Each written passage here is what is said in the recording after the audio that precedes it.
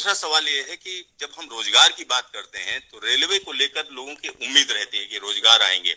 और जब पिछला जनरल इलेक्शन था उससे पहले एक तरीके से अभी 1,54,000 लोगों का रोजगार कंप्लीट हुआ है। 1,54,000 लोगों का 1.5 लाख लोगों का रोजगार अभी कंप्लीट हुआ है।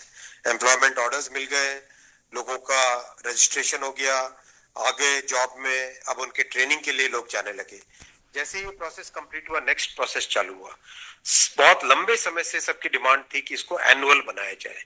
एनुअल इसलिए बनाया जाए, अगर 4-4, 5-5 साल के गैप में आता है तो कई लोगों की एज निकल जाती है उसमें से, राइट।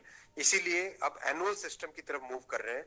जनवरी में, अप्रैल में, जून में और अक्टूबर में, इन ये चार बड़े चंक है, एएलपी, टेक्निकल, नॉन टेक्निकल और ग्रुप लेवल 1, ये जो 4 बड़ी कैटेगरीज है, इन 4 बड़ी कैटेगरीज का साल में 4 हिस्से किए गए हैं कि जनवरी में स्टार्ट करें एक जो एएलपी का, दूसरा टेक्निकल स्टार्ट करें अप्रैल में, नॉन टेक्निकल स्टार्ट करें जून में और अक्टूबर में स्टार्ट करें लेवल 1, और ये साइकिल चलती रहे।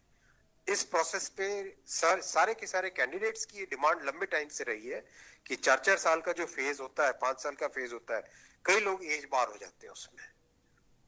एक हर साल आपको अपॉर्चुनिटी मिलती रहेगी तो सबको अपॉर्चुनिटी मिलेगी। इस थिंकिंग के साथ आगे बढ़े और इसी थिंकिंग और इसमें भी जितनी रिक्वायरमेंट थी उससे ज्यादा अभी नोटिफाई किया है। 1 साल के हिसाब से जो रिक्वायरमेंट है, 1 साल के हिसाब से अगर जैसे लोको पायलट का मैटर है, कितने लोग रिटायर होते हैं उससे ज्यादा लिए हैं, राइट। टेक्नीशियन का है तो टेक्नीशियन का जो अप्रैल के आसपास, अप्रैल से पहले निकल आएगा, क्योंकि हम लोग वो मॉडल कोड ऑफ कंडक्ट को भी अवॉइड करना चाहते थे, वरना नॉर्मल प्रोसेस में अप्रैल में निकलता टेक्नीशियन का, पर मॉडल कोड ऑफ कोड को अवॉइड करने के लिए पहले निकाला है। तो जनवरी, अप्रैल, जून, अक्टूबर, फिर अगले साल वापस जनवरी, अप्रैल, जून, अक्टूबर, फिर अगले साल वापस, इस हिसाब से ये प्रोसेस कर रहे हैं। सर 1 साल में कितने जॉब्स निकलेंगे इसमें? डिपेंड करेगा जिसकी जितनी रिक्वायरमेंट है। हर एक जोन की अपनी अपनी रिक्वायरमेंट आती है, हर डिवीजन की रिक्वायरमेंट आती है, कोई एस्टिमेट नहीं, हर वर्कशॉप से आती है। एस्टिमेट बनता है, बन के ही तो निकलता है, फिर एस्टिमेट बन के निकलता है ना, फिर हर एक कैटेगरी के लिए अलग अलग बनता है। अभी 1.5 लाख लोगों को जॉब दिया।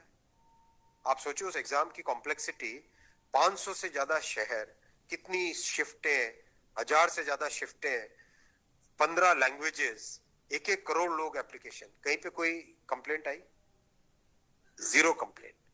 कहीं पे कोई paper leak? 0 paper leak. Complete हुआ ना एकदम ट्रांसपेरेंटली। पार्लियामेंट में हमारी ऑपोजिशन के लोग, कांग्रेस के एक एमपी बोले कि आश्चर्यचकित है कि इतना बड़ा एग्जाम कैसे बिना कोई पेपर लीक के हो गया।